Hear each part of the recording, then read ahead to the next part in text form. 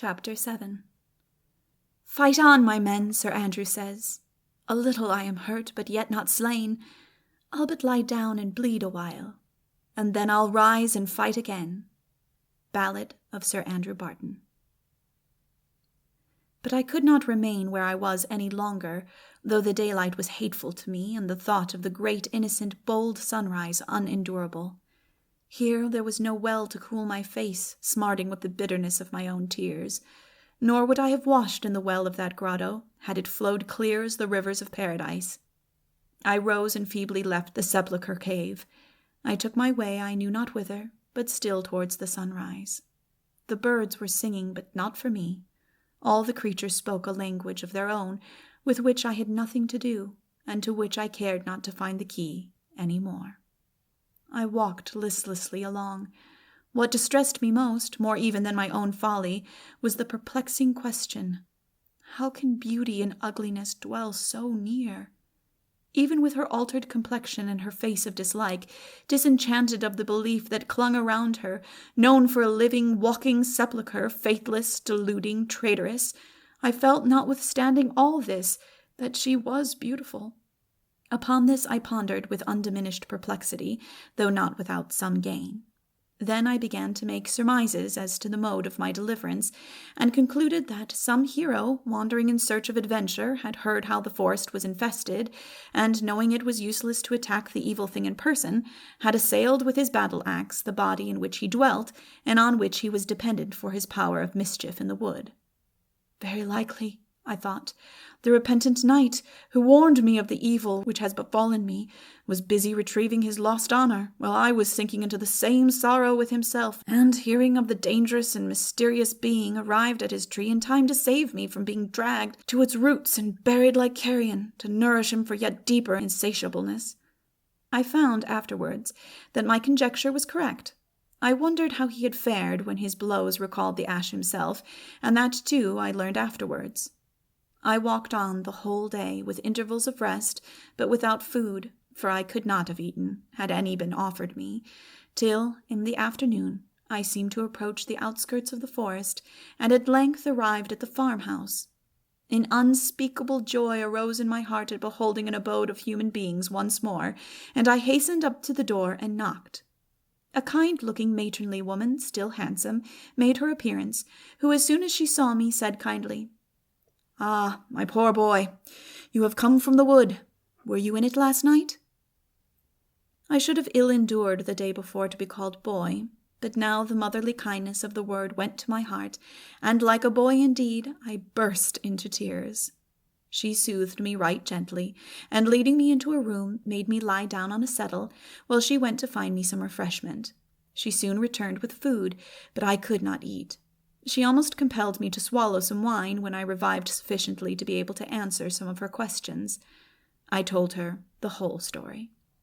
"It is just as I feared," she said, "but you are now for the night beyond the reach of any of these dreadful creatures. It is no wonder they could delude a child like you. But I must beg you, when my husband comes in, not to say a word about these things, for he thinks me even half crazy for believing anything of the sort. But I must believe my senses, as he cannot believe beyond his, which give him no intimations of this kind. I think he could spend the whole of Midsummer Eve in the wood, and come back with the report that he saw nothing worse than himself. Indeed, good man, he would hardly find anything better than himself if he had 7 more senses given him." "But tell me, how is it that she could be so beautiful without any heart at all, without any place even for a heart to live in?" "I cannot quite tell," she said, "but I am sure she would not look so beautiful if she did not take means to make herself look more beautiful than she is. And then, you know, you began by being in love with her before you saw her beauty, mistaking her for the Lady of the Marble. Another kind altogether, I should think. But the chief thing that makes her beautiful is this, that although she loves no man, she loves the love of any man, and when she finds one in her power, her desire to bewitch him and gain his love, not for the sake of his love either, but that she may be conscious anew of her own beauty through the admiration he manifests, makes her very lovely, with a self-destructive beauty, though, for it is that which is constantly wearing her away within, till at last the decay will reach her face, and her whole front, when all the lovely mask of nothing will fall to pieces, and she be vanished for ever. So a wise man, whom she met in the wood some years ago, and who, I think for all his wisdom, fared no better than you, told me, when, like you, he spent the next night here, and recounted to me his adventures."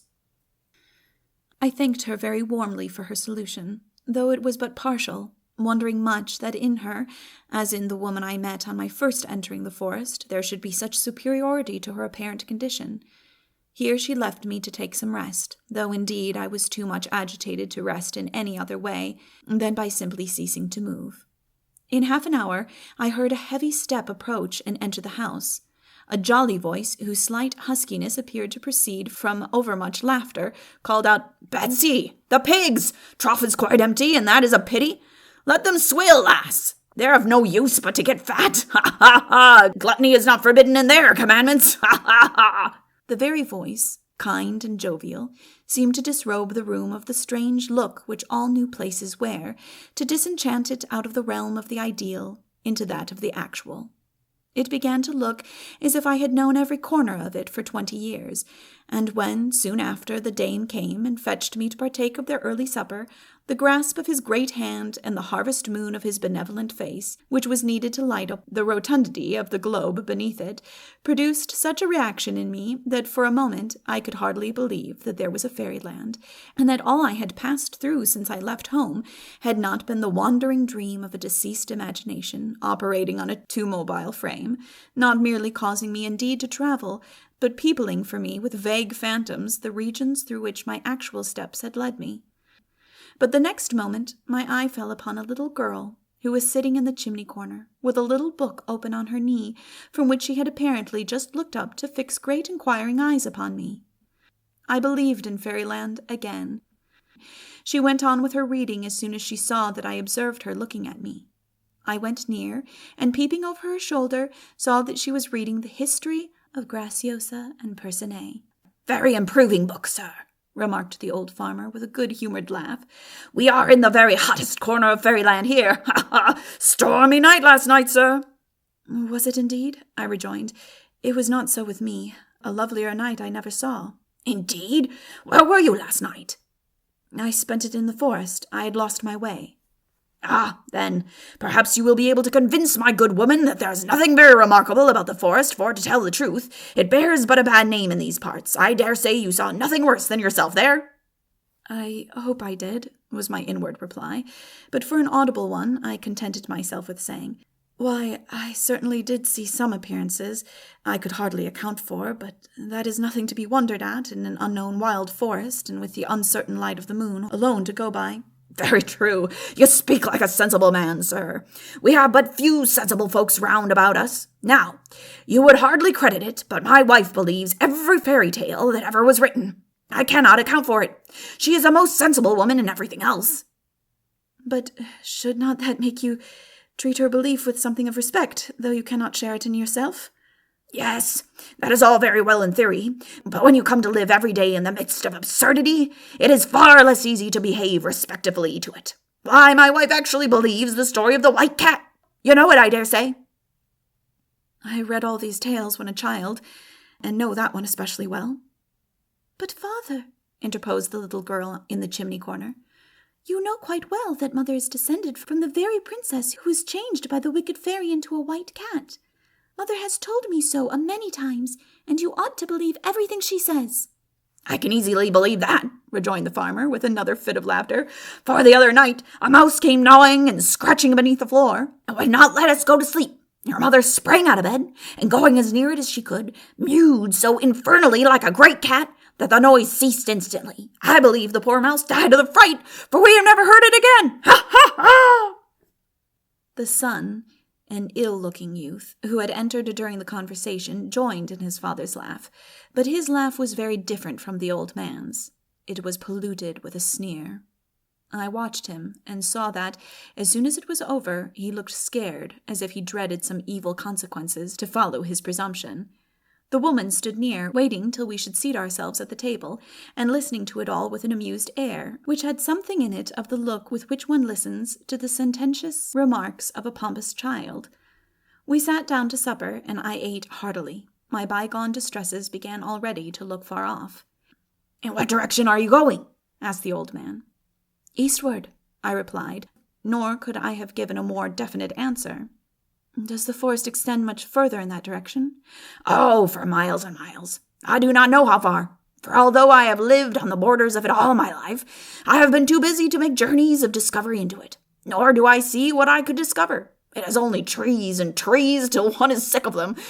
By the way, if you follow the eastward track from here, you will pass close to what the children say is the very house of the ogre that Hop-o'-my-Thumb visited, and ate his little daughters with the crowns of gold." "Oh, father, ate his little daughters?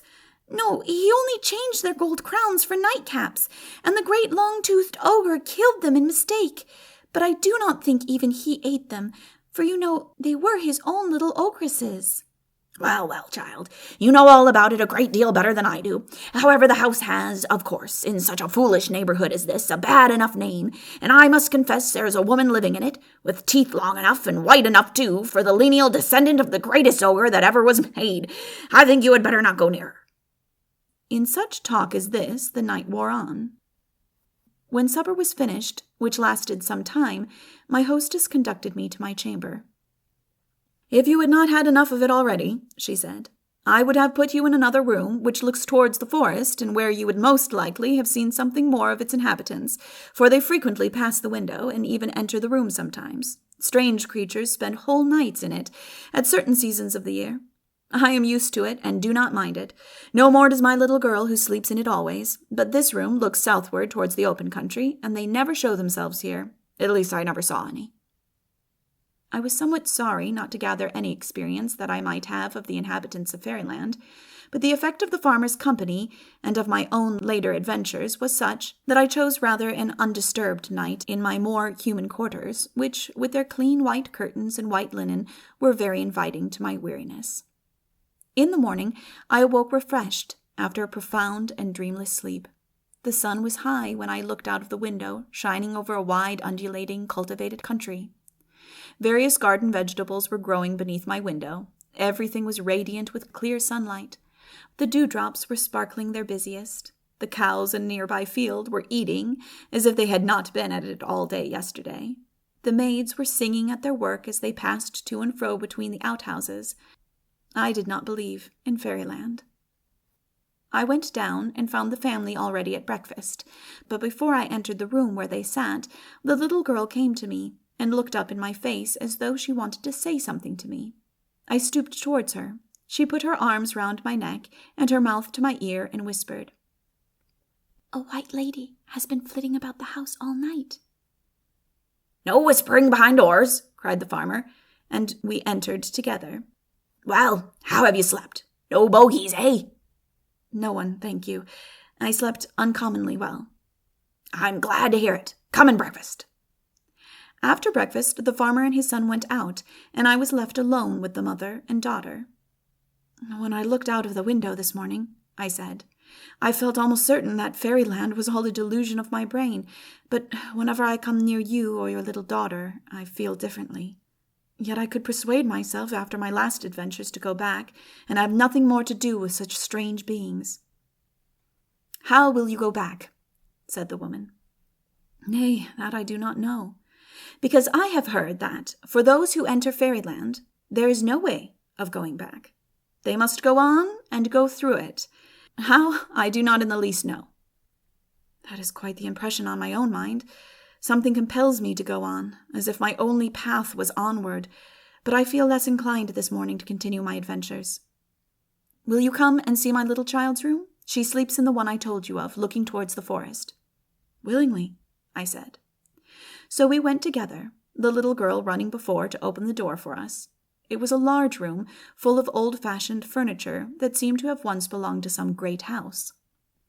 The window was built with a low arch and filled with lozenge-shaped panes.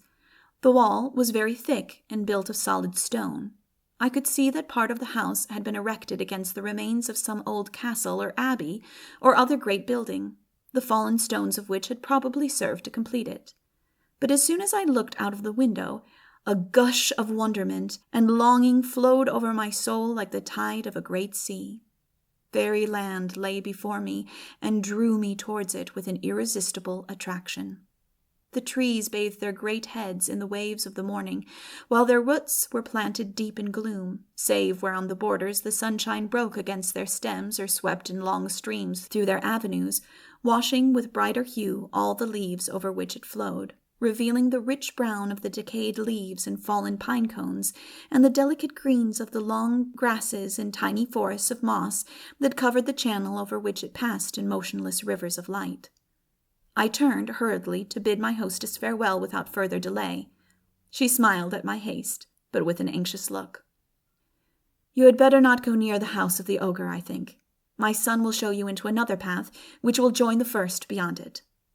Not wishing to be headstrong or too confident any more, I agreed, and having taken leave of my kind entertainers, went into the wood, accompanied by the youth. He scarcely spoke as we went along, but he led me through the trees till we struck upon a path. He told me to follow it, and, with a muttered "good morning," left me.